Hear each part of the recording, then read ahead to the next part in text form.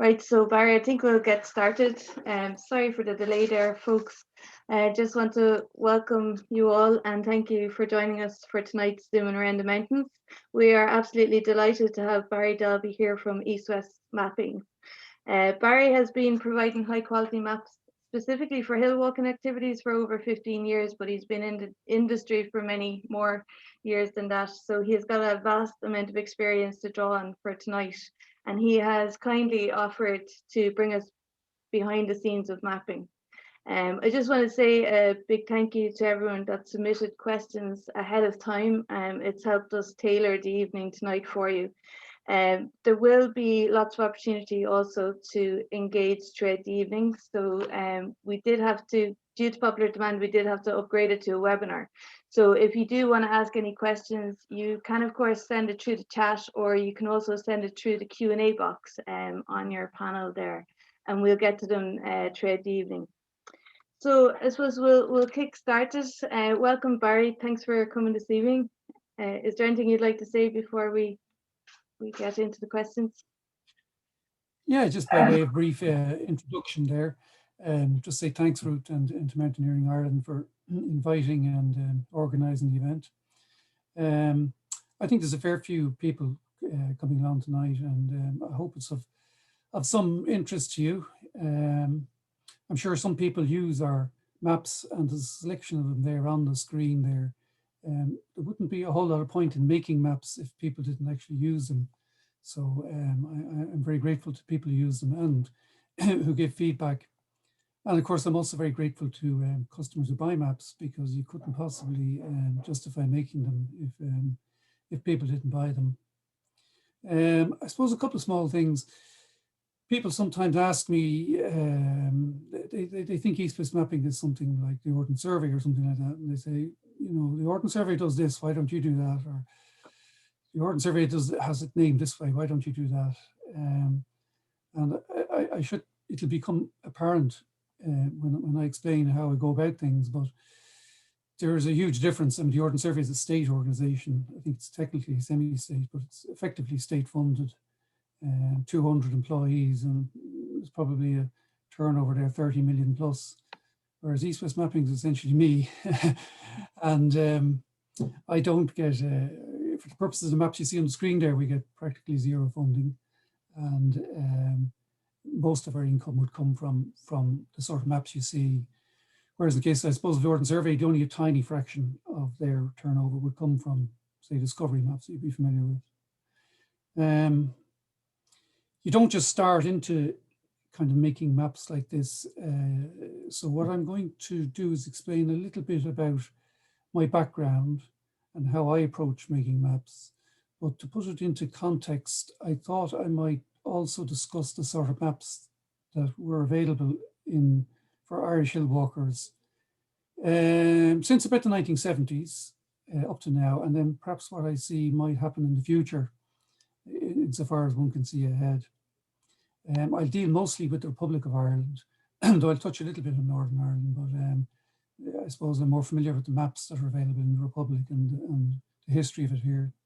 So just back to Ruth, I think we have a few questions that we sort of summarise, so I'll leave back to Ruth. We do, and I think one that you probably get a lot is, how did you get into mapping? All right.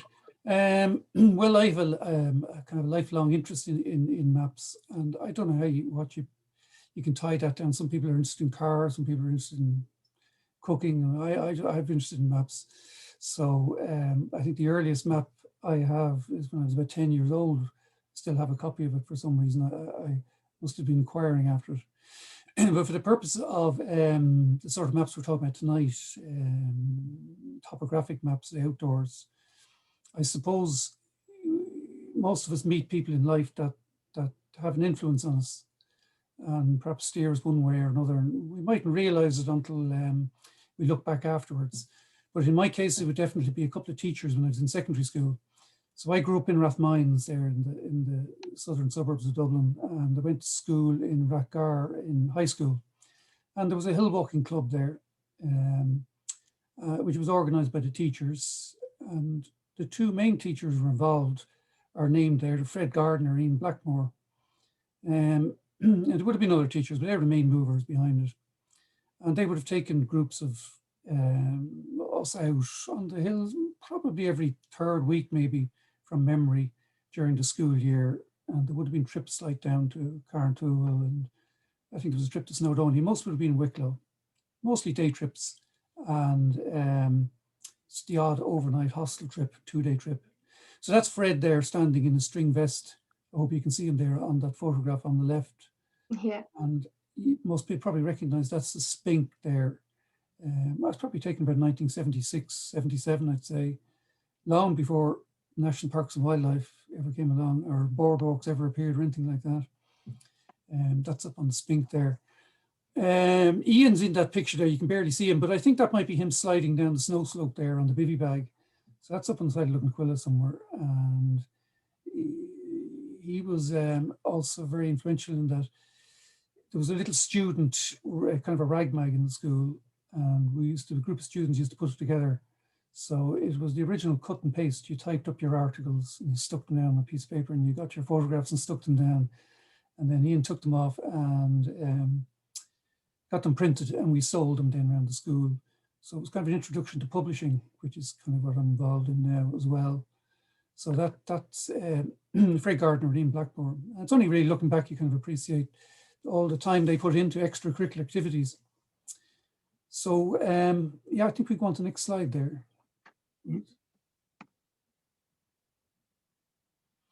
As I mentioned, there was a lot of trips around Wicklow, but myself and a group of friends, I suppose we were in our third, fourth year, maybe, what they call junior. It was a junior cert then, I think it was. Junior cert, yeah. And no, it was intermediate certificate, sorry.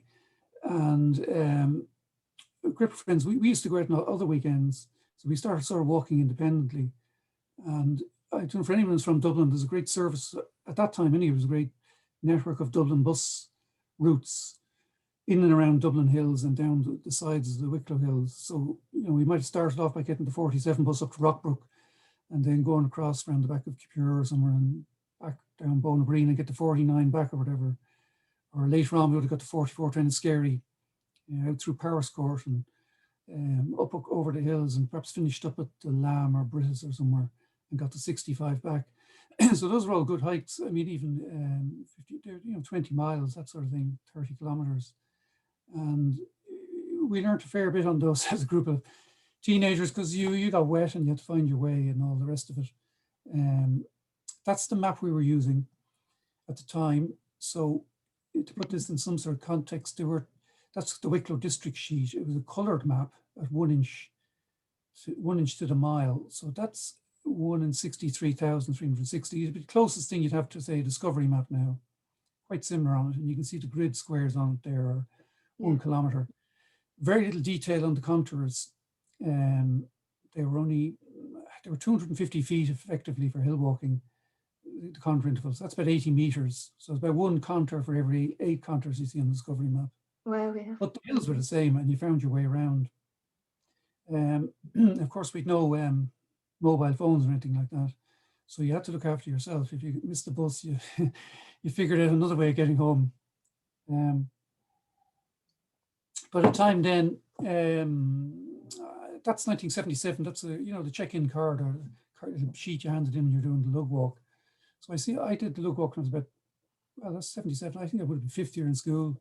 I was just 17 years of age, and headed off and from Stone Cross. It started at Stone Cross then, and down across the hills. Got the bus back to Dublin. Played 2 hours of table tennis afterwards.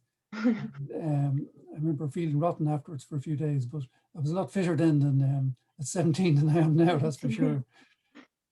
So that's what we were up to, and in terms of those maps you see on the left there was only 3 of them in the Republic. There was the Dublin District, which covered Dublin City and down as far as Sallygapsay, I think, from memory. There was the Wicklow District down to about Luganquilla, and then there was a Killarney District one. And then there was also a Cork one, but the Cork one's just Cork City. So you could effectively say there was only 3 coloured 1-inch maps for hill walkers at that scale in the Republic at that time. So I think we could go on to the next slide there. Yeah. After school, I had an interest in maps, and I was lucky to get into Bolton Street, which it was called College of Technology. It's part of the DIT now. I think they might change their name again now. And it was the only land surveying course in the country. I'm fairly sure at the time. It was called a geosurveying course then. And I spent 3 years in there studying surveying. And it was a reasonably broad-based course in the sense that we did a bit of photogrammetry, that's plotting maps from aerial photographs. We did a bit of cartography and so on. But the main thrust of the course would have been towards the construction industry, I guess, and engineering, because that's where the jobs were. So you see the sort of town site plans on top there. You would have been preparing to study, doing surveys of sites and then setting out buildings and all that sort of thing. A lot of that sort of work. Not so much the small scale. We could go back there, Ruth, a little bit. We skipped one. So that was the main thrust of that course.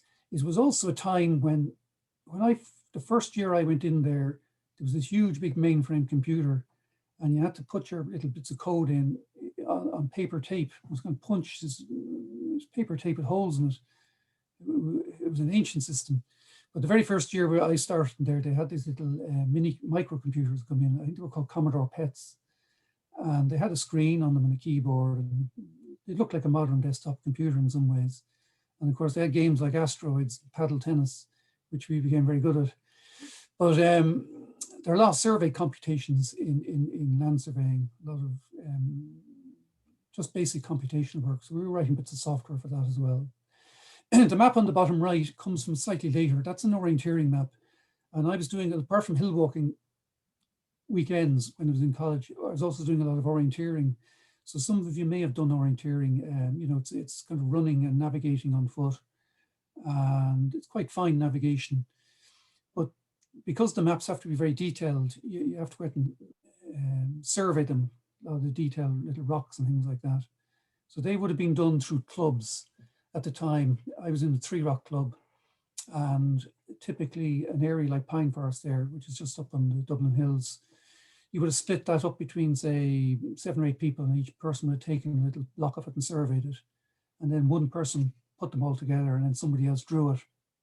Now, that was the first map I actually drew, which is why I included it here, and prepared the artwork for it, and very different to now, in the sense that that map would have been printed at that time with what's called spot color printing. There's 5 colors on it: yellow, green, brown, blue, and black.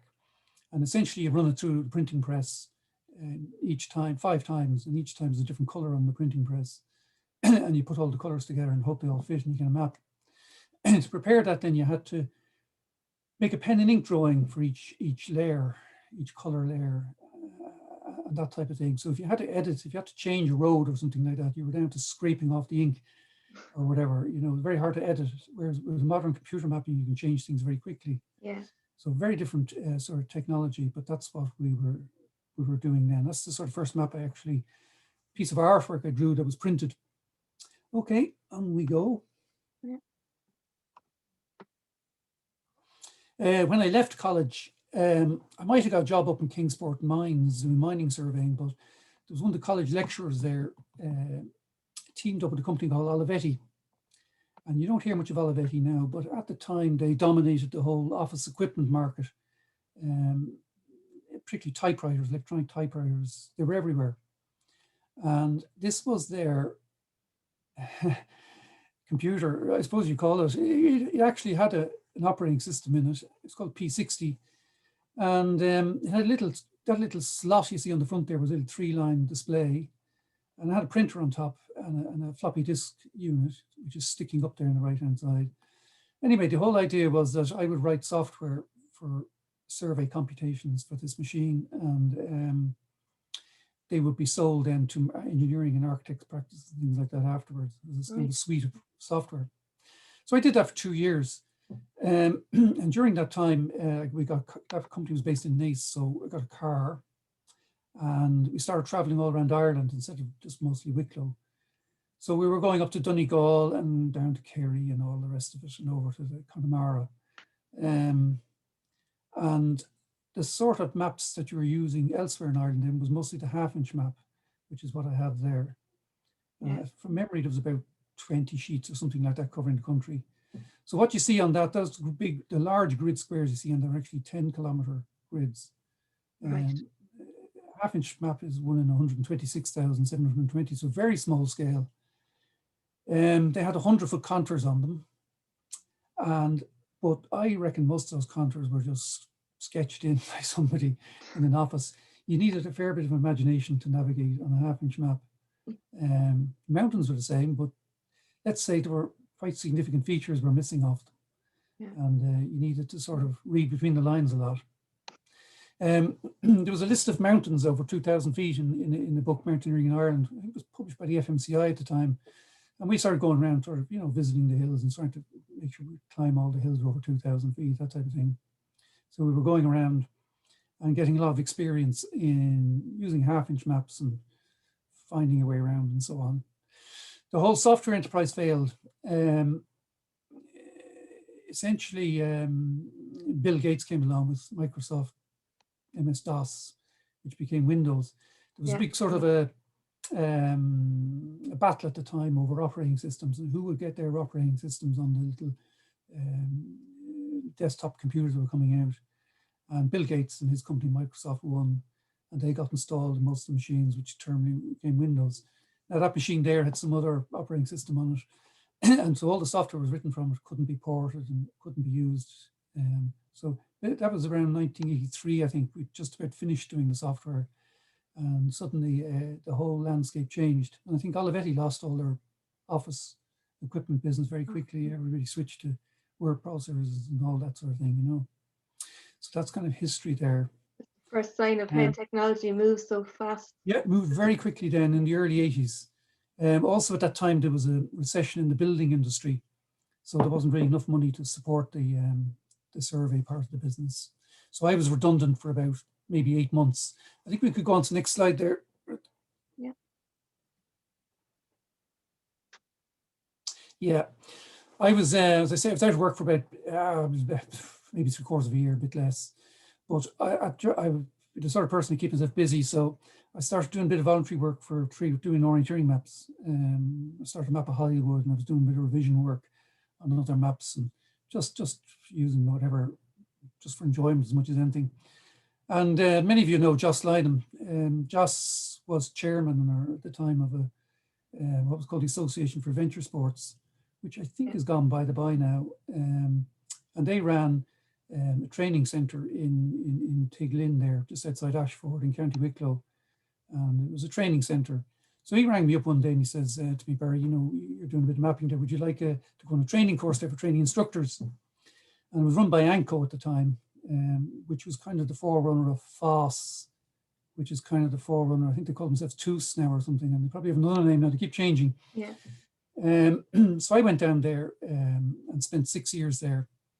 And in Tiglin, they did a lot of, at that time, did a lot of the mountain leadership training courses. That's right, yeah. They would have done canoeing courses and climbing courses and all that sort of thing. From the point of view of maps, I would have ended up doing the mountain leader course myself, and then I was running the courses and teaching and instructing on them and assessing and all that sort of thing. So that group down the bottom left-hand side there, I'm not sure where that's taken. It could be down behind Clune Lock or somewhere. It's down Kerry, I think. And they're off on some sort of a mountain leader training weekend because they've got big rucksacks, carrying tents and things like that. That's an outdoor education course. I see Joe McDermott and that, and Sean Connors and John Dunphy, a few people like that in it. So we're teaching navigation, and if you want to learn, I was a pretty good map reader going into Tiglin, but you're teaching navigation, you really learn the finer points, and so it just tightened up my whole. I learned a lot about maps and map reading and navigation during that time of trying to help other people to understand maps and map reading. In the context there, that would be 3 people in the middle there. It's Christine, that's my wife there at the back. Met her in Tiglin. I was still married. The fellow with the blondie hair in the middle is Eugene Smith. Eugene would be, if any of you ever stopped in Lara and Glendalough, you've gone into Glendalough Green for a cup of coffee. That was Smith's shop and post office. He was from that family, and he was instructor in Tiglin. One of the real old Wicklow shops, you had to queue up, and the shop assistants behind the counter would have got you all your goods and then totted them up. There was no, you couldn't pick up your own sort of stuff and bring it up in a basket or anything like that. Maps. We were involved in making a map. Remember, we only had the half-inch maps and the 1-inch maps. So one of the things I was involved in there in Tiglin was making this map at 25,000 scale for training purposes. And it sort of covered Scar and Tunlagee and Glen McNass there, which really should be Glen McInnass, as I discovered afterwards. But anyway, it's, I think, the first 1 in 25,000 scale map in the Republic. And we did it around 1986 or 87. I can't remember the exact date it was produced. And it was used for mountain, because it had much better contouring on it. The contours were done photogrammetrically. We used it for teaching contour appreciation there and so on. So that was probably, I think, the first, it looks a bit like an orienteering map on there, the first 25,000 scale map. Okay, Ruth, yeah.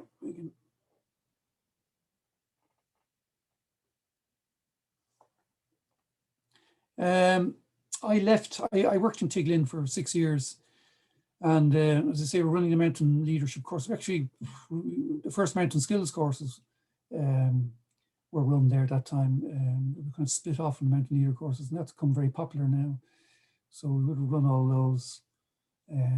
Anyway, I left in 1990 and set up East-West mapping. So I've been more or less at East-West mapping for 30 years since. And I could split those 30 years into 2 tranches of 15 years, I think.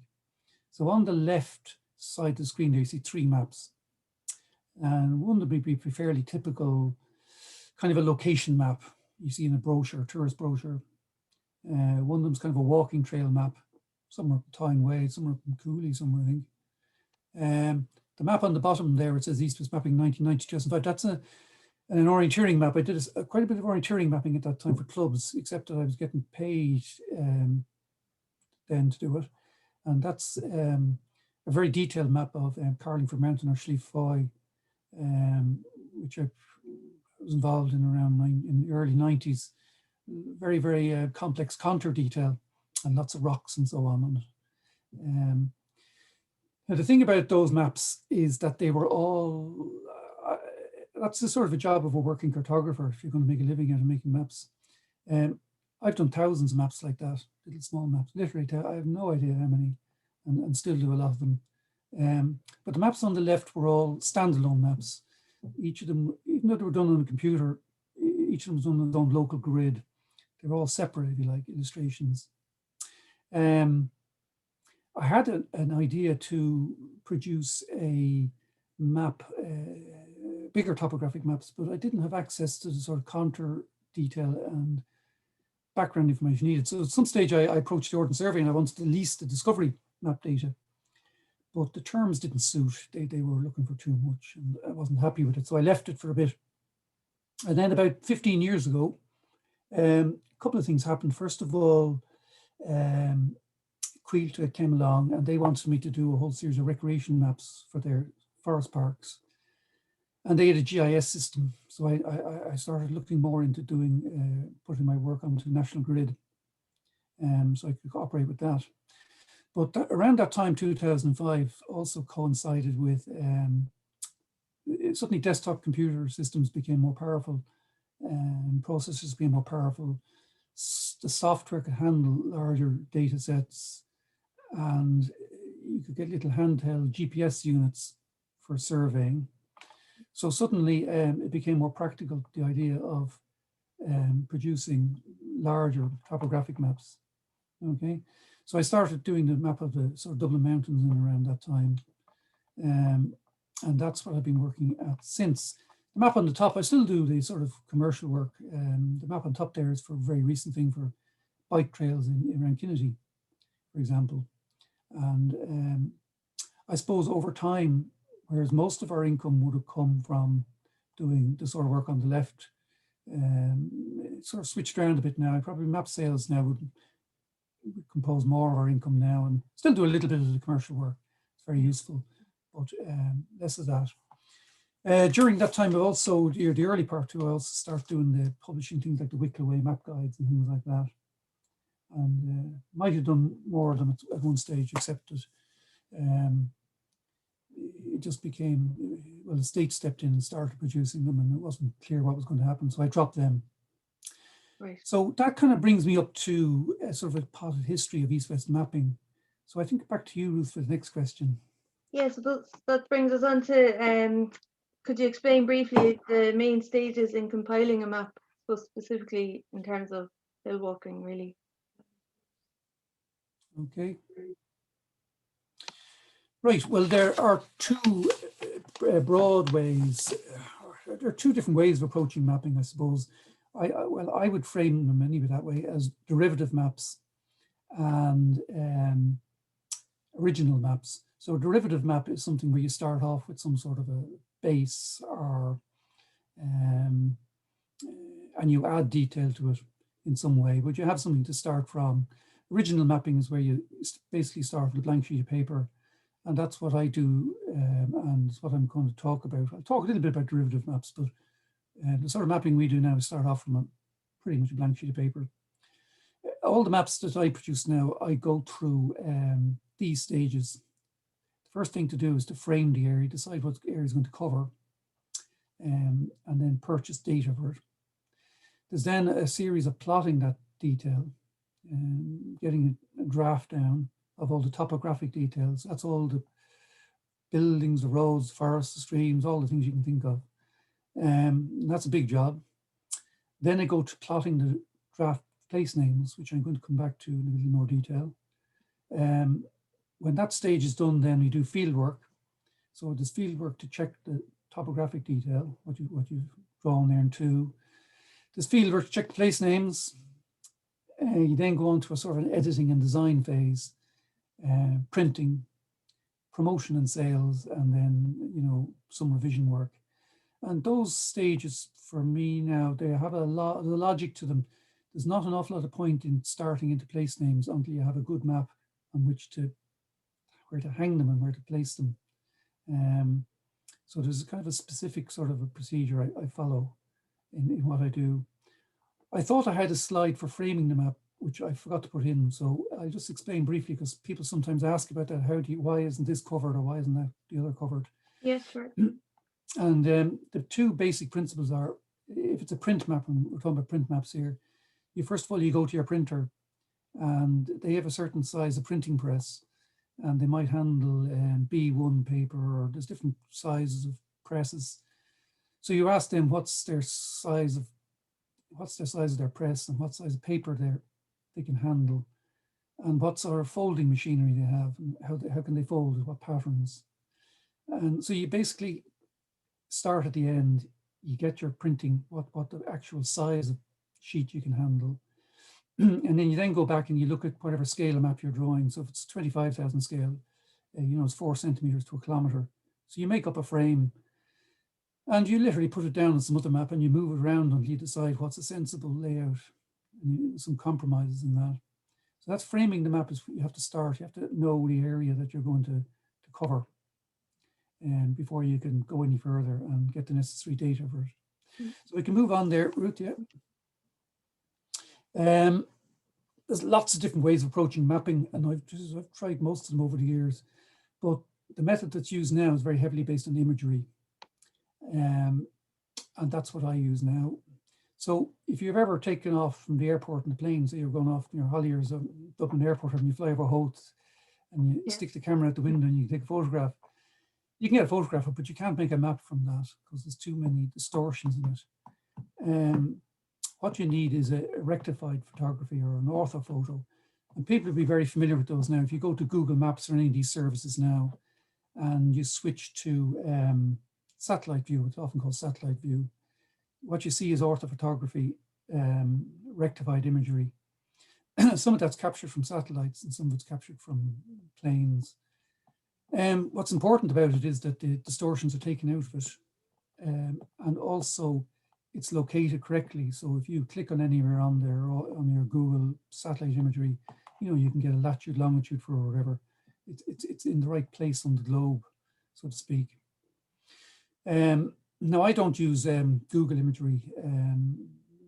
Partly you'd be breaking their copyright and so on, all that sort of thing. There's a company called Blue Sky. They're based over in Leicester, but they have an Irish operation. In fact, I think they're pretty much European. They have a big operation. And over the last maybe, oh God, 7, 8 years, whatever, they've been flying aerial photography of Ireland quite slowly because we're a very cloudy country. It takes a lot of patience to get the right weather conditions. And they supply aerial photography and other things like digital terrain models, which you purchase from them. So Blue Sky Ireland, you can Google them, you'll find all about their services. I suppose they mostly cater for the local authorities and government bodies and that sort of thing, but they'll sell imagery to anybody. So the two products we purchase from them. First on the left is an orthophoto imagery there, and that's just the edge of, I think that's Ballinockin there on the edge there of that. That's Pullafuka Reservoir there, Essington Lake there. And we also purchased digital terrain models from them, which is what you see on the right, that big funny colored thing. And where Ruth has her little cursor there a minute ago is the lake there. You can see the big flat area of the lake. Just in there, yeah, exactly. And a digital terrain model is essentially composed of millions of little data points that are recorded from the plane. So each little data point has an X, Y, it has a position, but it also has an altitude above sea level. And if you had a series of such little spot heights, they're effectively spot heights, that's what they are, think of them that way, it's little spot heights on the map, except there's thousands, millions of them. If you had them on a piece of paper, and we used to do this with some of the old building site surveys. Suppose you had two spot heights for adjacent, one was say 99.5 meters, and then the next one near it was 100.5 meters, and you wanted to find a contour that was 100 meter level. You simply split the difference between the two of them, you do proportionally. Right. And if you keep doing that between loads and loads of spot heights, you'll be able to draw in a whole series, connect the dots up and make a contour line. Now, obviously you couldn't do that for a digital terrain model like that. Well, you could, I suppose, but it's the sort of thing that machines, technology can process very, very quickly now. It's just simple, repetitive calculations that software loves. So you could literally produce a contour model of that area you see there now. You could go away and have your cup of coffee and come back, and you could have a nice contour model made of it. Won't be a finished model exactly, but it'll be pretty close to it.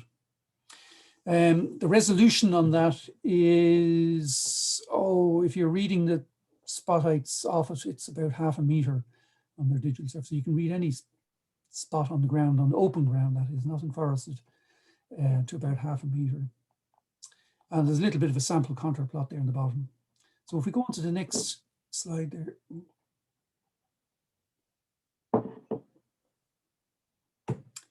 What you see on the left there would be kind of maximum resolution.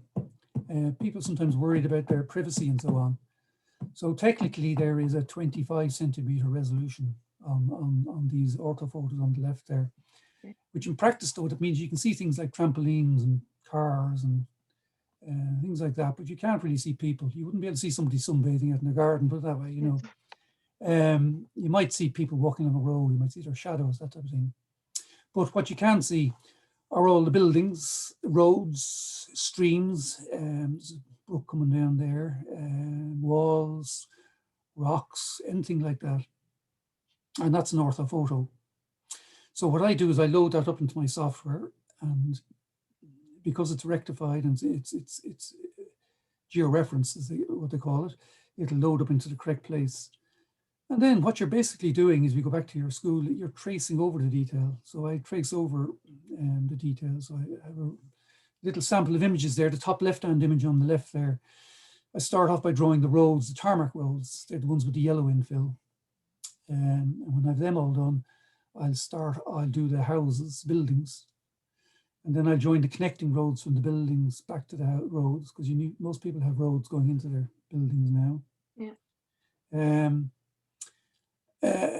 And after that, I'll start adding in some of the rivers, the water, the drainage. That's done in conjunction with the contours, which is sort of the image on the bottom left there. It's a little bit hard to see the contours on that because they're against the against the color of the map on the background.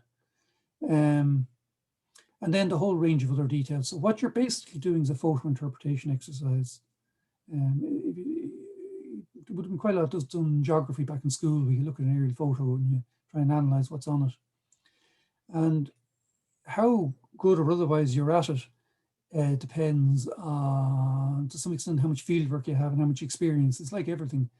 You get quite good at interpreting aerial photographs after a while, looking for the clues and how to plot the detail. There is a sequence in doing it, and there's definitely a skill in doing it.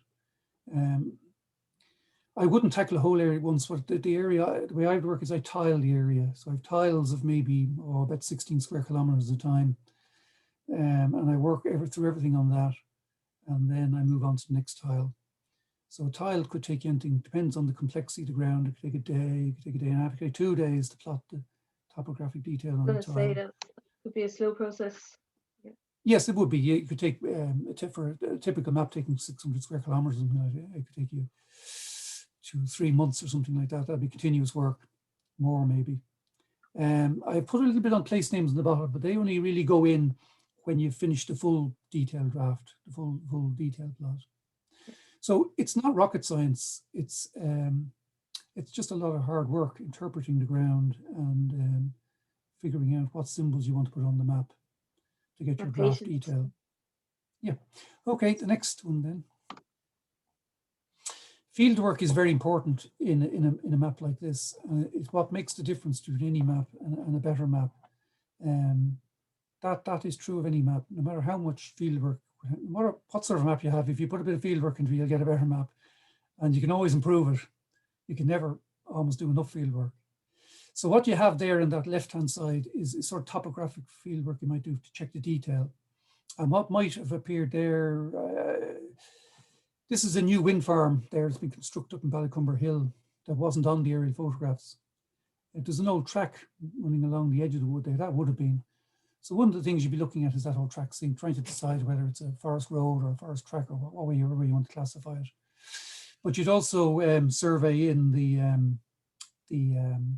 new roads. And the way I would do that now is you carry a little handheld GPS recorder and you walk or cycle along, and it tracks where you go.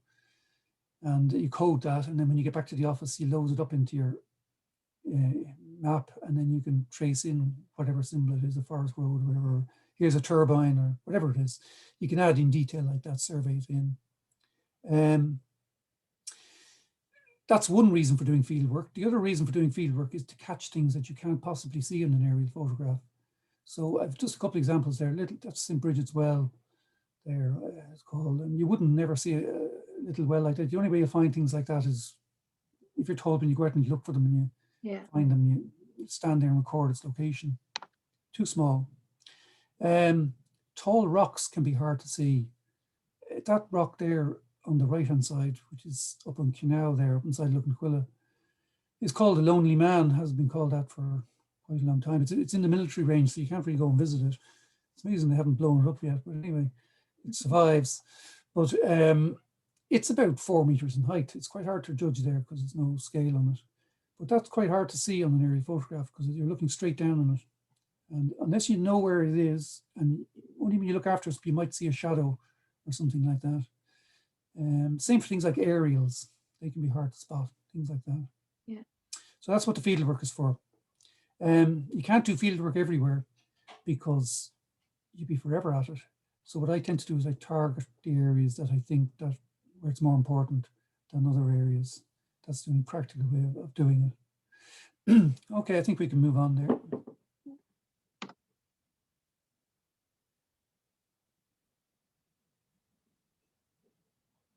Yeah, editing and design is a very important part of any map. There's decisions to be made about the detail you put in the map. There's decisions to be made about what place names you put on, which we'll come back to in a minute. And that really is just editorial. It's just deciding. There's a lot of work in things like grid labeling, and contour labeling is a right pain. You can take days to put all little contour labels in. That's the numbers on the contours, 100, 2, whatever you're putting in. And they have to be put, in theory, you could get software that will put in contour labels automatically, but they'll all fall in the wrong places. they cover up other things. So really you have to do it manually to get the best result, to find the right places to put them. There's things like cover design. There is map legends and things like that. And at the end of the day, you've got to check, you've got to proofread everything very, very carefully. It's quite easy to include information on the map and just not see it. And then you get a solicitor's letter from somebody saying, you know, you can't really park here. This is private land, and you I shouldn't have put that in, you know. So you have to be kind of careful to double check everything as much as you can before you send it off for printing. Okay, there.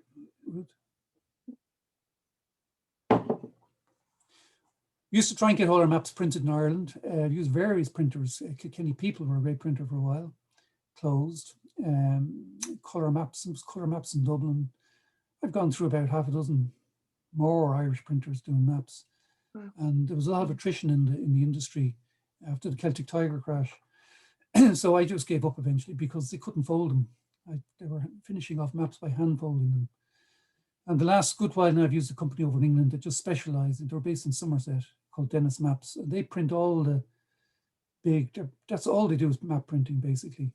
They print all the English Ordnance Survey maps. They printed maps here for OSI as well. And they print charts, everything. And they're very good at it. They wouldn't be the cheapest and they wouldn't be the fastest, but they're very good at what they do. So hopefully we'll be able to continue using them. There's some little few unknowns now with Brexit and importing and exporting and delays and all that sort of thing. But hopefully we will get past that. So I use Dennis Maps for printing, and they're very, very good at their job. I think that's probably the end of that section there, Ruth. Yeah, so just you touched on it there. East-West mapping maps have many place names. So where do you find these, and how do you decide which to use? Okay, yeah, this is a question. This is a sort of topic that people are interested in, and they ask me about a lot. People are quite attached to their place names, and rightly so. I suppose place names are an important part of a map. They're the sort of labels that humans apply to features so that we can help know where they are and so on. So just as my name is Barry or it's Ruth or whatever, Tullow Town or Bunclodies down the road here, they're sort of labels that we give to them. And some of these labels are very ancient. They go back to, you know, they're going back to the early centuries of Christianity. Some of them are old, they're only a couple of centuries, and then some are modern names. Ideally, I'd absolutely love as a cartographer if there was some sort of central database or books and maps published of all the place names in Ireland, particularly the hills. And you could just go to it and look them up and say, yes, this is the name of that river. That's the name of that rock. That's the name of that hill. I'll use this name, that name. I won't put this name in here because there's not enough space for it. Make a selection from it and print your map. But unfortunately, such a thing doesn't exist. There's quite a lot of information on place names being collected, but it's all very, very piecemeal. And personally, I think it's quite a failure of the state. I think they should have been far more proactive since independence in collecting place names and writing them down, because a lot of that information is disappearing. But it just hasn't happened on any sort of systematic basis. And this particularly applies in the hills. If you look at the map on top there, that's an Ordnance Survey 6-inch map. It's part of Mayo. And it was surveyed about 1837, 1838. And that survey was, sometimes people say it was done for taxation purposes, but it was actually done for more equitable taxation. But it was essentially all associated with land valuation. And the hills were moorlands and heathlands then, and they weren't valuable. They weren't as valuable as arable land. So they didn't bother mapping them in much detail. The only reason they really went up to map them at all was because they had trigonometric stations for the survey and they needed them up in heights. So they had to go up into the heights to take observations, and they had to figure out the townlands. But if you ever look at a 6-inch map from that time, if you bought one in the Ordnance Survey, and it used to cost about 30, 40 quid, of the hill area, you find they're just blank sheets of paper, basically. There's nothing on them. And that applies to the detail on them. It also applies to the place names on them. They just weren't important places. So therefore, they didn't write down very much information about them. Unfortunately, as far as the state is concerned, officially, as far as I can see, the place name record kind of stopped. It was finished around 1846 when these maps were completed. You know, that would be the kind of the attitude. Oh, the place names are the place names, and that's what's on the map.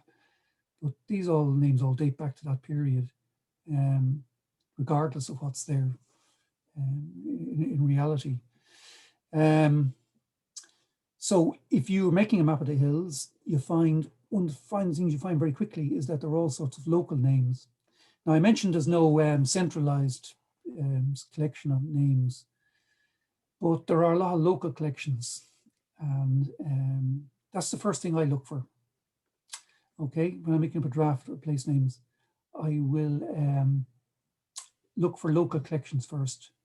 So this particular area here, this is part of the Wild Nathan map I made. There was a project on place names of Ballycroy, and that'll be one side of the hills. And they usefully went around and talked to the residents in the area, and they also usefully produced a little series of maps you can see in the bottom. They wouldn't be very accurate maps, but they made an attempt to put down not only what the names were, Trilocha and so on, all the rest of them there, but where they actually applied on the ground. Because a place name, sometimes you come across lists of place names that have been collected by people, and they're just lists. There's a very famous collection for Waterford, Canon Power's work, and it's soul destroying because there's so many names in it, but there's virtually no locations. Right. So a place name without location is it's like a fish out of water or whatever. There's no meaning. It's like a fossil. So I start off with collections like that. That'd be my first touchstone if I can find any. And then we're on to the next slide. I'd look at old maps that predate the Ordnance Survey. So there's a couple of misconceptions about the Ordnance Survey. The first is that they collected all the place names up. And secondly, that they're guilty of anglicising all the place names. I mean, how many times you see this, that people, the surveyors went around house to house collecting the names, and then they went and corrupted them all the Irish names, and they put them, anglicised them, and you see this repeated again and again, and both of them are actually slight truth in, but they're basically wrong, in the sense that there were a lot of names recorded before the Ordnance Survey ever got near the ground. Right. So this map on the left here, there were maps for nearly every county in Ireland. They were commissioned by what we call the grand juries, or the local authorities, if you like, at the time. And some of them were very sophisticated. The map on the left there was done in Mayo, was done by a man called William Bald. It was surveyed around, took him 7 or 8 years, I think. And that's part of Clare Island. And you can see it's littered with place names. And it's likewise for the rest of the county. There's a lot of information on it. Most of those names just end up in fact, if you look at the first edition of the 6-inch map, you find a good few of those names just are transcribed straight across with the spellings changed. And they didn't even include them all. There's quite a few of them were left off. So a lot of that information was collected up. The map on the right there is a Griffith's bog map, or bog maps. There was an idea of exploiting the bogs of Ireland then. We didn't have much coal, but they figured you might establish where the bogs of Ireland were for the purpose of exploiting them. So there are a series of things like that have place names on them. And you will notice on these that the place names are anglicised. The anglicisation of place names in Ireland has been going on since probably the early. If you look at the land grants back in the 14th, 15th century, the place names are being anglicised. So that process has been going on a long, long time before the Ordnance Survey got near it. What they did arguably was they standardised the anglicisation of names, which is a pity. In some, they lost the local flavour. There are other sources of records. What you see on top there are actually Ordnance Survey records that belong to the actual survey teams. There's a lot of information like that in the National Archives, boxes and boxes and boxes of them. So these are information that didn't appear on the actual final maps, but if you have time to look through them, you can get information. And then there are local books that are written by local histories. They quite often have information in them.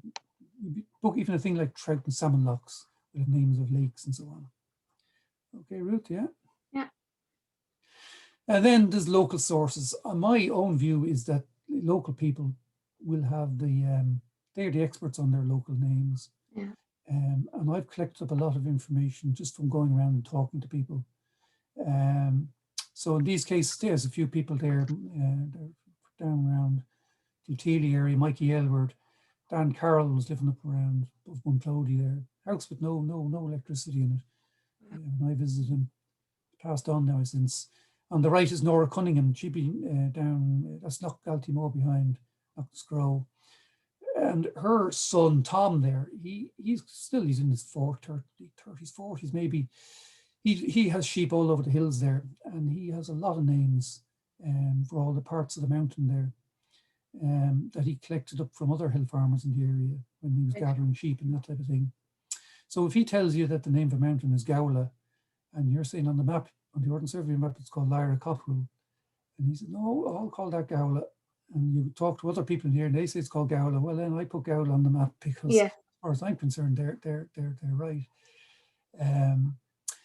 It's a very rewarding part going around visiting these people if you can find them, and you get sort of referred from one person to another and have a chat, and you learn quite a lot about the area. Okay. Best way to gather information. It is time consuming, but it's very rewarding. Yeah. Okay, just go on there because we're moving on. Mm-hmm. Generally speaking, I'd write down what you see on the left there, have a map in hand, and then I start writing down notes as they're talking, and I put a number on the map and then write down the name, and then go around in circles. There's a bit of a skill in it. You have to be able to listen to the person. You've got to be able to read the map at the same time, and you've got to be able to write down the names, and then you got to work around back in circles. So somebody might talk about a hill called Crickgar or something like that, and you might think it's one place. And then a little bit later on, they talk about a lake called Loch Fada or something. And you say, oh, Crickgar is below Loch Fada. And they say, oh, no, it's up to the right there above it. You see, and you've just misunderstood them, what they said in the first place. So you kind of work around in circles and like that, and you try and, ideally you would go out with these people on the hill and you point out where the places are. Yeah. But you can't quite do that. Many places, these people are elderly or it's just not practical up there. The other technique that I found useful is to bring photographs. It takes a bit more work, but if you know you're going to visit somebody, you can bring photographs, and they can look at the photographs and they can tell you that's Bean Duke, that's the Two Brooks, that's Lugward, that's where I used to go, and the Ready Lyre rocks there. And then afterwards, I can write them on the photographs afterwards, keep a record of them. So that's very handy because it's much easier for a person looking at a photograph to explain where the place names are sometimes, and just describing it to you just takes some of the doubt out. Another technique people use is bring around a laptop with Google Maps, Google Earth on or something like that, and let them look at the ground. And sometimes it's more helpful to identify things on Google Earth. Zoom in. Yeah. Well, you can see the shape of the buildings and the colors of the fields and that type of thing. It's a bit easier rather than just looking at a map. Okay there, Ruth, I think we're... Yeah, that brings us on to updating. So how often are maps usually updated and how is this done? Okay, I can deal with this fairly quickly. Generally speaking, I update things on the hoof if people report errors. So it may be that they come across what's shown as a forest road on the map and it's actually all overgrown, there's only really a path now, and they might report that to me. It may be, so I'd correct that, I'm missing features there, missing features. It might be a new road that's been built. They might say it's a new road built here, so it's a heads up to it. So I'm always very grateful to get information like that. And if it's important, I will put up a little post on Facebook, just temporary one, bringing that to people's attention. So there's two there, there's one on the right there near Cronfay there, that man John Hughes there just sent a mail saying, oh, there's a little hut there missing. And sure enough, when I went back to check the area of photography, I could see I just missed a little hut site there. I just skipped over and missed it when I was plotting. So I added that into the map and brought it to people's attention. Sometimes you get information from when you do work for groups. So if I do a bit of survey work for local group developing walks, I'll often publish those as a little update. Now we do our maps also digitally, so plan is to update those annually. I'm a little bit behind this year because I've been working something else, but I will get around to it soon. So once a year, I'll update all the phone maps, all the digital versions. Yeah. And then as time goes on, they get added to the print maps. So if you make a reprint, that's the time when they filter through to the reprint. So it takes time to get through to the paper map, digital maps once a year. And if there's any other, I always appreciate a heads up on any information that you can do to improve the maps, what you see on the ground. Okay. Yeah, so I suppose moving on, I suppose what future plans do you have to map new areas? Yeah, I've taken this is a handy little diagram. There's a website there in the bottom, IrelandWalkingGuide.com, run by Kieran Gribben up north. And he has a little page on that. You can click on all the different publishers of maps in Ireland and see what they published. So I've just pinched his his map there showing Ireland and the East-West maps, which current ones, which are in sort of yellow or orange area. And what I'm doing at the moment is recompiling, revising. It's a huge revision job, and basically they're new maps for the north part of Wicklow. So I hope to get them away to the printer the end of this month, early next month, and have them ready for back from the printer, notwithstanding problems with imports and exports and all that sort of thing around the end of April, maybe May. Those 3 sheets will be done. After that, I'm hoping to turn my attention down to Kerry. So I am going to produce 2 maps. I think at 1 in 20,000 scale, which is kind of an odd scale for the Reeks, and that'll run from sort of Carr Lake across to Gapperton Low, maybe one of them, and the other overlapping from Gapperton Low across the other side of Magnerton. And I think 1 in 20,000 scale, even though it's a bit slightly odd scale, it just allows a little bit more space for the contour detail and maybe some of the place names. So it'll be 2 sort of overlapping sheets. And then we've had a lot of requests. When I put out a sort of a little questionnaire a few years ago, the areas that people were asking about were the southeast, Comers, and Galtee and so on. But people are also asking about Dingle. A lot of people seem to be interested in maps of Dingle. So I'm going to do some 25,000 scale maps of Dingle. I think too, it's an awkward area because when you frame the map, which is what I talked about earlier, it's very hard to get it for the particular sheet size we use to get them to fit logically over sensible areas. It doesn't fit like the Galtee or the Comer maps. They fit very nicely, if you know what I mean. Yeah. Range as well. The Connemara map covers the Bens and the Turks very neatly. It's a little bit trickier down there just because of the shape of the peninsula or something like that. But that'll be the option, and that will probably 2022 will be year after next, I think, because it takes a long time to do this sort of work. And then maybe we'll do a map of Cooley and possibly Holt combined map or a Viking map. And they'd be 1 to 25 scale. 25 yes, maybe, or maybe the Holt will be slightly larger. I don't know. After that, I really don't know, for reasons that I will come to in a minute. Not least that I'm getting on in years and it gets harder and harder to do field work. Sounds like there's a good few plans there anyway, which is great. Money, yeah. So they're the current plans. I suppose, so what developments do you foresee in Irish topographic maps in the next 10 years? Yeah. Okay, this is an area that I've thought about a bit, and there's no sort of magic. You can't really sort of look into some ball and see the future or whatever. There seems to me to be two themes. There's the question of what format will maps be published in, and the second question is who will publish them or who will make them. Yeah. So if I deal with the first one first, we all know that everything, at the moment anyway, everything is trending towards the mobile phone device. So it doesn't matter whether you want to tell the time. I don't carry a watch anymore. Whether you want to check the weather, you want to check the news, you want to look at Google Maps, you want to get to find the quick way somewhere. People tend to reach for their phone now, and that's increasingly true of, you know, anybody who's under 35, I suppose, or something like that, you know, be almost ubiquitous, and obviously older as well. So that's one trend, and it's very hard to see how that's going to change. As hill walkers, we all know that there are certain advantages in paper maps. the two obvious advantages. First of all, you can open the whole thing out and you can plan a route, and you can see how one part of a hill or whatever relates to another, and you can see the overall shape. It's very hard to do that on a small phone sort of screen you get on a mobile phone. Yeah. Almost impossible. So that's the first advantage. And of course, the second big advantage is you don't need batteries for a paper map. And once you have it sort of waterproofing in the case, it doesn't matter too much if it gets wet, it's fairly durable. And so there are two big advantages for hill walkers, which is what we're kind of interested in here. How that develops going forward is a little hard to know.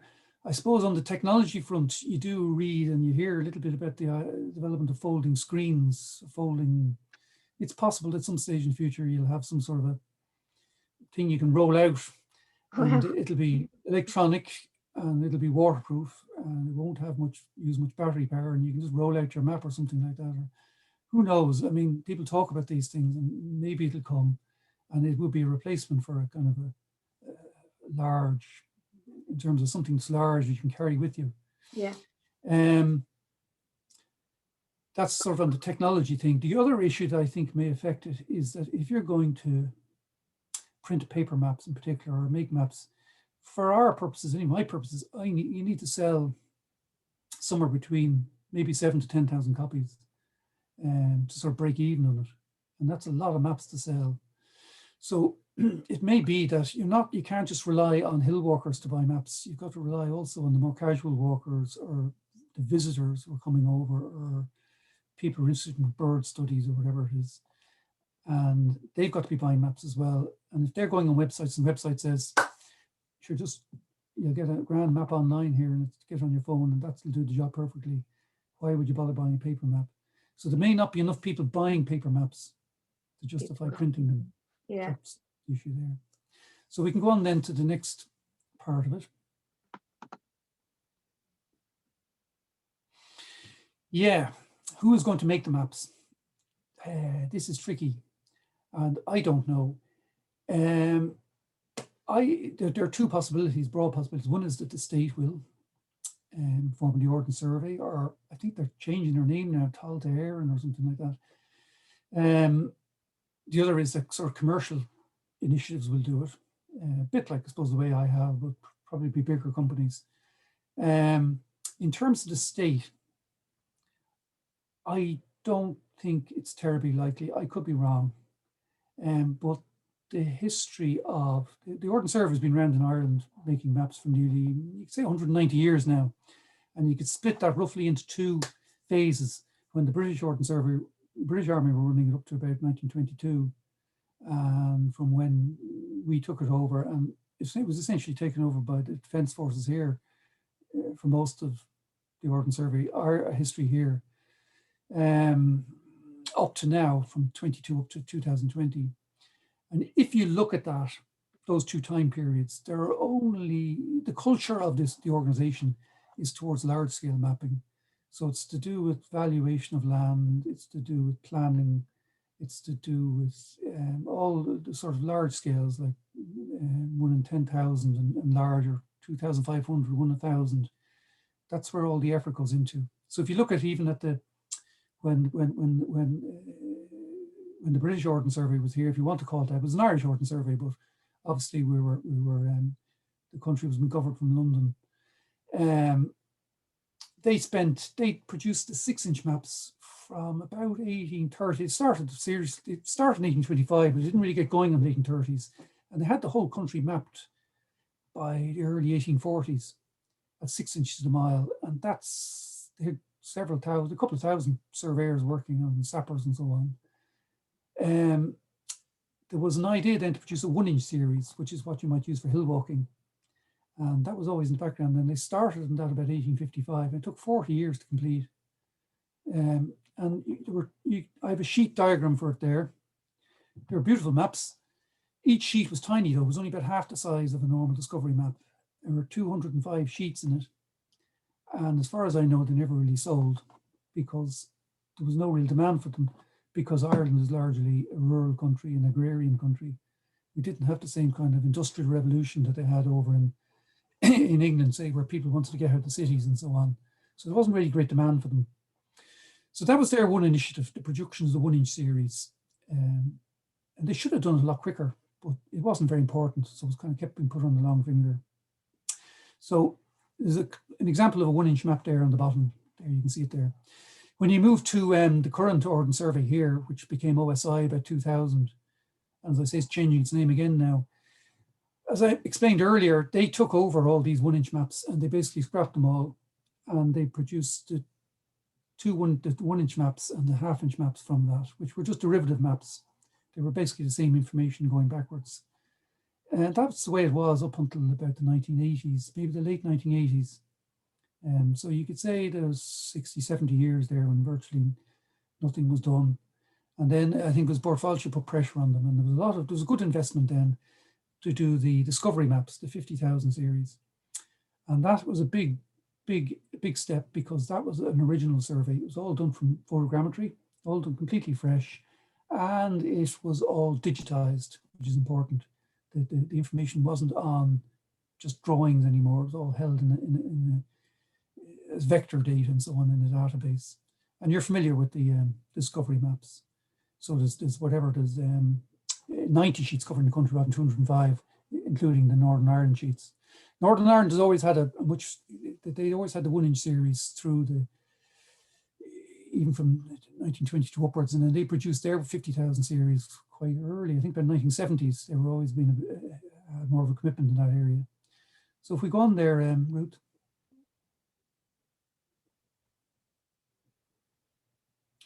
Who are the commercial initiatives? And this is where, as I say, I don't think looking at the state, it's possible that somebody will get a rush of blood to the head and they put in loads of taxpayers, few millions, and the EU will give money and they'll produce nice maps, but it's not really in the culture of the Ordnance Survey, or it hasn't been in the culture of the Ordnance Survey, small scale mapping. I suppose companies like myself or others might produce original mapping, notwithstanding the challenges I mentioned a minute ago. That's one possibility. Some people might do what are called map mashups. We live in an age now where a lot of mapping is done by combining data sets. So you get a set of data and you put it into a GIS system, and you get another data set and you put it on another one, and you just add in these layers and you make what's called a mashup map. So you don't do any survey work. You sort of skip all the compilation work, and you can produce a map. You might add a few layers of information you get yourself. And I suppose the issue with that is that it's the old issue, like people ask, why don't you look for something on Google? Well, if it's never been put into Google, whatever that is, you won't find it there. So if it's never been put on some sort of a data set, you won't find it on a map mashup. It's sort of garbage in, garbage out, if you want to call it that way. Okay.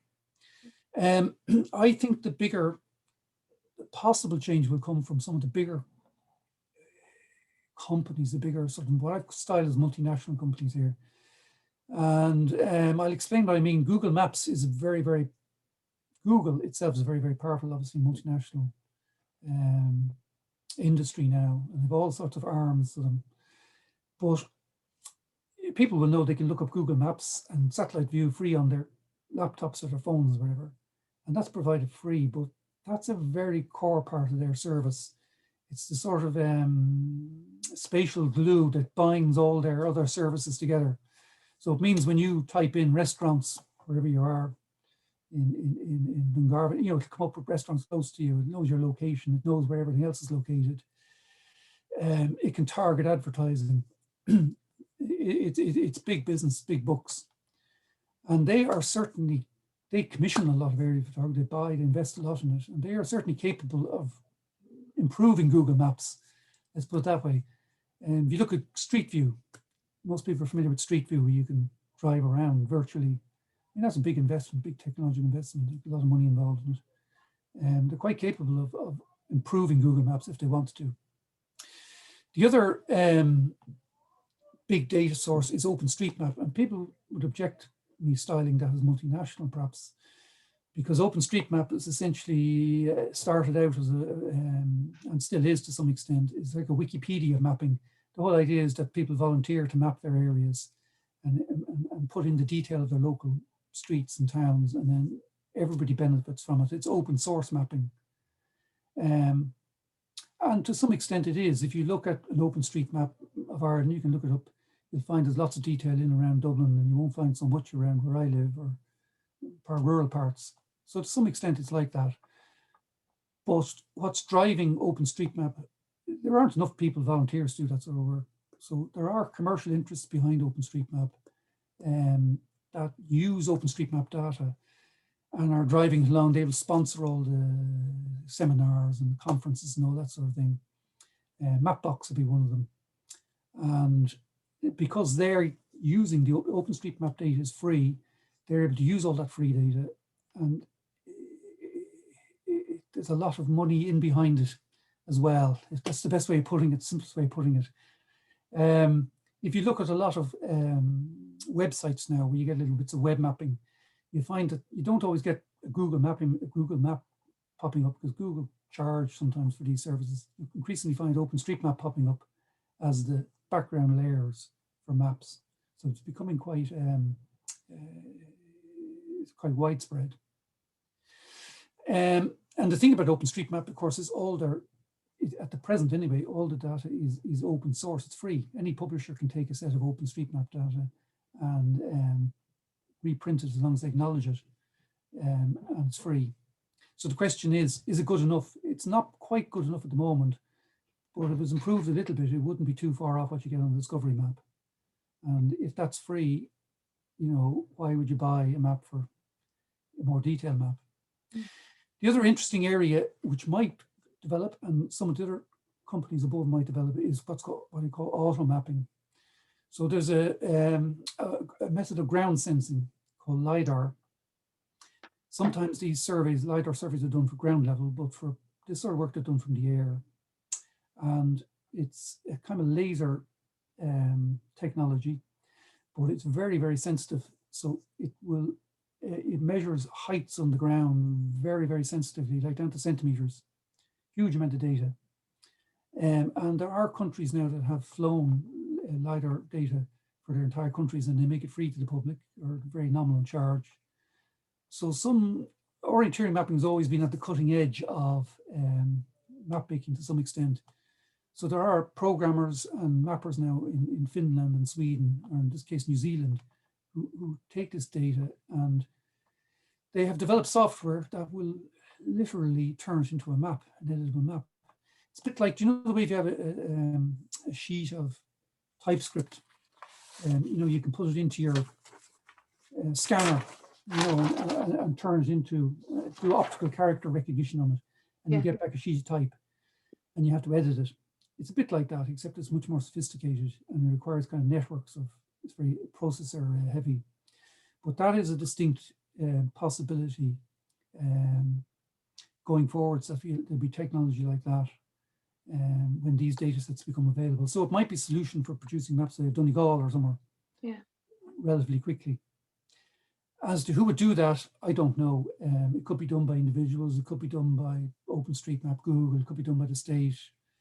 It's hard to know, but it is a technology that's out there and probably come, I think, at some stage. I suppose that leads us nicely to, are there careers in survey, map making and cartography? Both. Okay.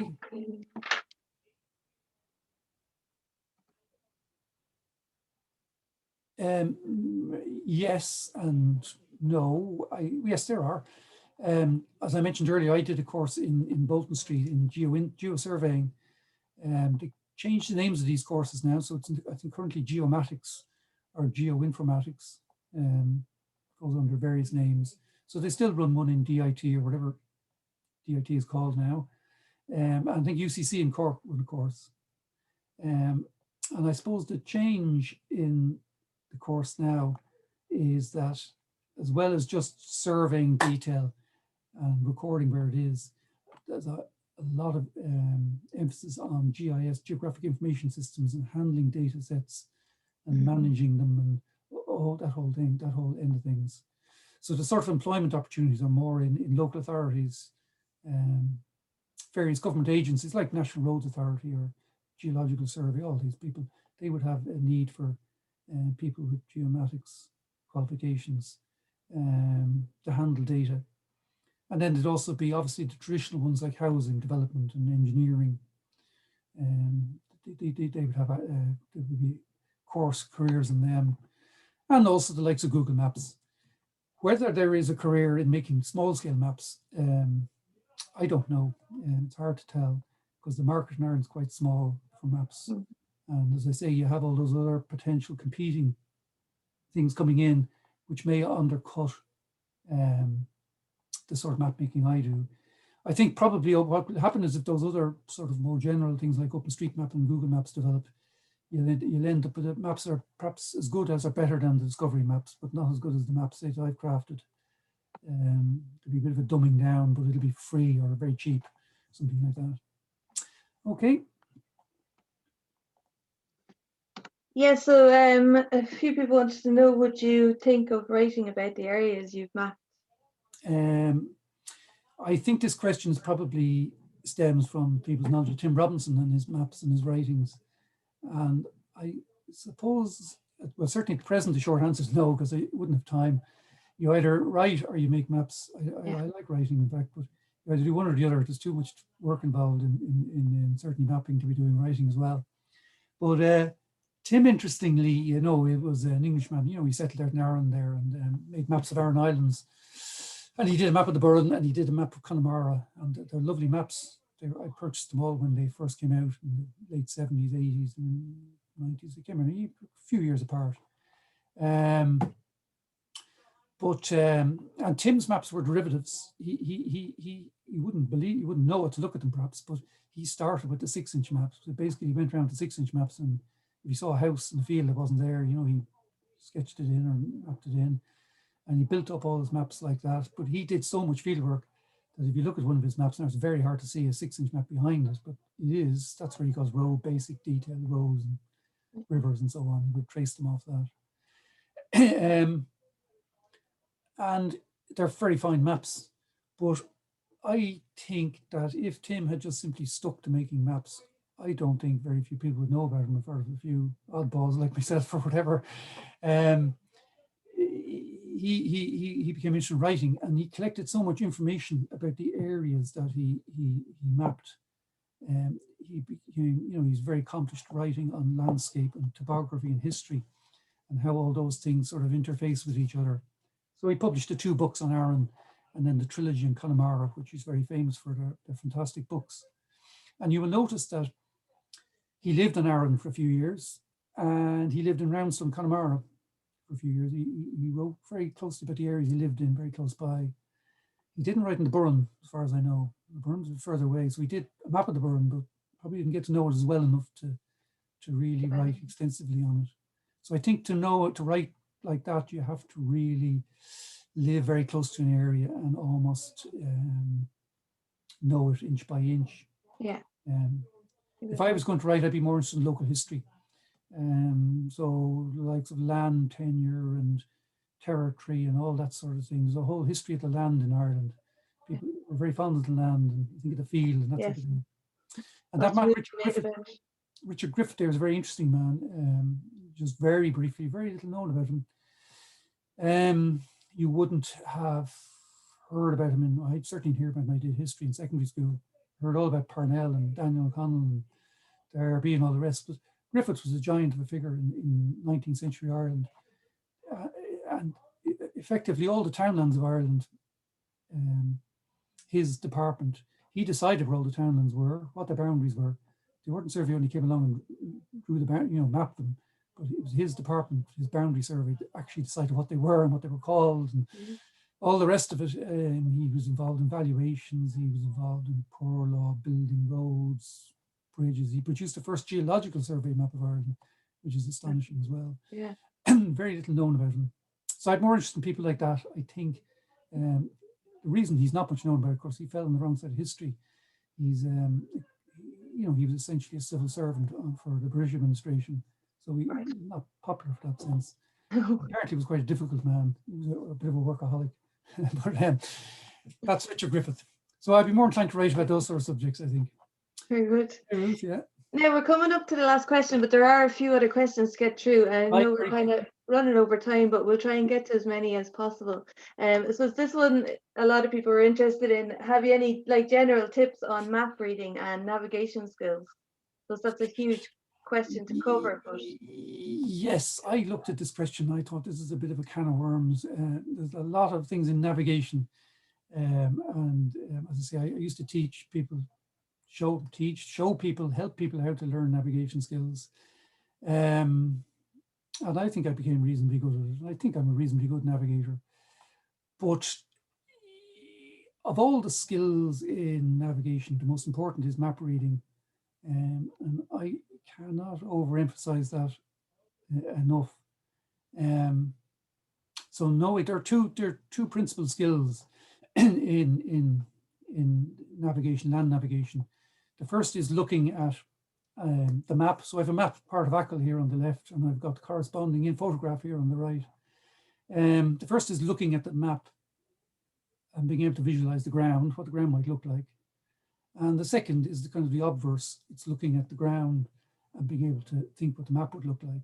They're kind of two sides of the same coin. It's a bit like reading music. Some people, you can read music and they can play it all at the same time. And some people can listen to music and reverse write down the score at the same time. In that sense, they're two sides of the same process. So that photograph is taken from, there's a little hill there on that map. I think it's Craigeen Crahur. It's on that map of Achill down there, and you're looking across Lough na Giro. But that's a nice sunny day there. I mean, if you were out with a group of friends there walking, your instinct is just to put the map in your back pocket and head along and walk along and chat, because you don't really need a map to navigate. It's nice and clear. If you want to become a good map reader, you really got to be a bit of a nerd about it. Perhaps you've got to take the map out, even when you're out with other people, and take it in your pocket, even when the ground, when there's good visibility. And you got to try and pick out the different headlands and the different changes in slope and the different features and where they are on the map. And then look at the map and see what I can see that on the map. Can I see that on the ground there? Work the other way and work backwards and forwards. So you've got to try and be curious all the time and keep track of where you are. And if you do that for a few years, a couple of years anyway, and you practice it, then when the mist comes down and you're in cloud, you're able to then visualize better what the ground around you should look like from the map. And then if it lifts and you see a glimpse of the ground, and you're able to relate it back to the map. And that's the key. You can have all your techniques for measuring distance and compass and all the rest of it, but unless you know how to read the map and where you are on the map, and where you are on the ground, and how to route find, that's the key skill, as far as I'm concerned, to learn. So if I had a tip, it would be to keep your map out, even if you're out walking with a group of friends, and just keep looking at it and keep being curious where you are and what's in front of you. And you make mistakes. You think that hill is there, and then a little bit further on, you realize that, oh no, I was wrong. Yeah. Actually, something else behind that was sticking out, was confusing me. So you make little mistakes and so on, and you correct yourself. And that'd be my number one tip, Ruth. Great, thanks, Barry. Now, there's a few questions here. There's one interesting one. Curious about the presence of deliberate errors being placed on maps for copyright purposes. Are they a myth or a reality? I'm not sure. Well,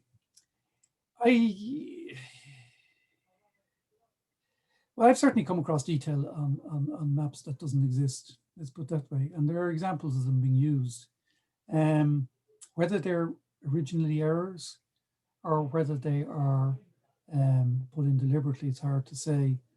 It's quite difficult to say. I put in one or two myself here and there, but they're so obscure you wouldn't notice them, and they wouldn't be of any importance. But I think they are there, all right.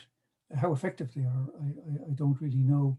The whole issue around copyright and maps is a very loose one. It's never really been tested in the courts in Ireland. But probably more of a, I'd say there's a bit of both in it. I wouldn't be sure. No. Right. Will open source mapping become more prevalent in the industry in the future, in your opinion? Yeah, I sort of covered that. I think as there is the capacity for particularly sources like Openstreetmap, which is probably the main leader, to become better, particularly if they improve the contouring. If they were able to get these LiDAR data sets or the sort of digital terrain models that Blue Sky provide and we're paying for them, or they were available free to them from the government or whatever, and they were able to produce better contours on their maps. You know, there'd be certain areas, certainly some of the popular areas where people have put in features, those maps could be quite good and they would be quite usable. Other areas then that are less used, they probably be still fairly basic. So a lot depends on how popular the areas are. You could see areas like Wicklow and Mournes, all the usual spots being fairly well covered. And then if you go off to Mount, I don't know, Mount Trosna or up the Sligo Hills, almost nothing, you know, very little detail or something like that. Yeah. The other thing about all those techniques, of course, is when you do that sort of auto mapping or anything like that, they don't record any place names. You don't get place names with that. You have to go out and look for them. Yeah. So you won't get those on an open source map. The origin of the word re-entrant. Or, you know, re-entrant. God almighty. I think it might be French or something like that. I think it's more of a term I think I associate with French, I think. A re-entrant is just a narrow valley, a little inlet, a little cutting into a hill. I don't think that many people, hill walkers, refer to re-entrance very often. It's more of an orienteering term, maybe. Perhaps on the coastlines, maybe people sometimes might talk about re-entrance or right. And when you're doing your mountain skills, yeah. Re-entrance, yeah. So a small valley, a small little gully, a small cut in the hill, whatever, yeah. There's one question here. Do you know if ViewRanger and its new partner will be making Irish maps available soon? ViewRanger, Irish maps. Well, I don't keep too much of it. ViewRanger is a very good app insofar as it goes. I think my own personal opinion is they've gone a bit too much towards bells and whistles. A lot of software, you end up having to add extra features all the time. So it's quite complicated. I know from people who use it, they get confused over all the features.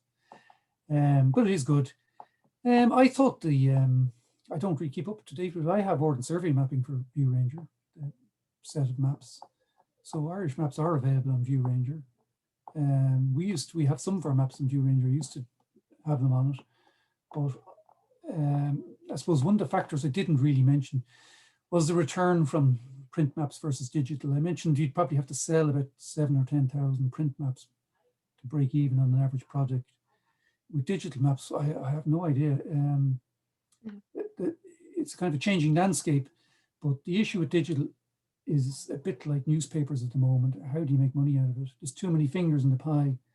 So, you know, you might not realize, but Google or Apple take a good slice of the cost of any when you pay a map subscription. Yeah. Because if they oblige people things to be sold through the App Store or the Play Store or whatever. And when you sell something through that, they take a nice little, well, 30% cut, and so on. And then the VAT was higher for a while. So there's too many fingers in the pie, and much lower return on digital mapping. So that's one of the reasons that I moved away from ViewRanger, because frankly, they were looking for too much to, and we were just making too little from it. So I'm not sure, was the question about whether Irish maps would be available, was that? Irish maps, yeah. So I suppose some of I think the Ordnance survey maps are available on ViewRanger, and OpenStreetMap, of course, is on it. There's another question. What would a high level cost be of mapping the likes of Dingle, for example, and who generally funds this? A high level cost. Well, as I mentioned, I have plans to map Dingle. It's very hard to cost work like this. I have come up with some, you see, it depends on how much you want to pay yourself, how much you think you're worth, because there's a lot of labor in it. certainly the methods I do anyway. So, I mean, I generally work, I think of 60,000 a year as sort of a salary. Now that's high and low, it's sort of moderate, but it does us. So on that basis, I usually kind of have a rough figure of about 150 euros per square kilometre. So, you know, a map, 600 square kilometre map is going to cost, you know, could cost 60. You could be talking 50, 60,000 if you were to pay for it, but a lot as your own labour. So they're the sort of figures you're looking at. What was the other part of the question, Ruth? Just missed it there. Oh, yeah, just about what would it cost, the funding, how to fund it, how much would it Funding. cost? Yeah. Very hard to get. Who funds it? Yeah, I found it very hard to get funding for this sort of topographic mapping I do. I think that stems back to the fact that the state tends to view map making as a state activity, and has. So, and that affects all sorts of things. I mean, nearly every country, EU country, for example, value-added tax, sales tax on maps is the same as books. It's either low or zero. They're just considered equivalent. But when we brought in VAT here, the book publishers campaign, they got 0 rate, but the state were the only publishers of maps. So they've basically, well, first of all, they didn't charge VAT, but then they were forced to. But they have it at the 13.5, it was originally 21%, and then they reduced to 13.5 or 9 now. So that's a good example. Any taxation policy or funding policy tends to revolve around the fact that the state itself regards itself as the publisher of maps, I think. That's the sort of general. So a local authority, if you go to, I've applied to things like Mayo County Council, things like that for money, and they don't. I said, no, sure, why would we do that? Sure, we don't. We have Ordnance survey maps, so good enough.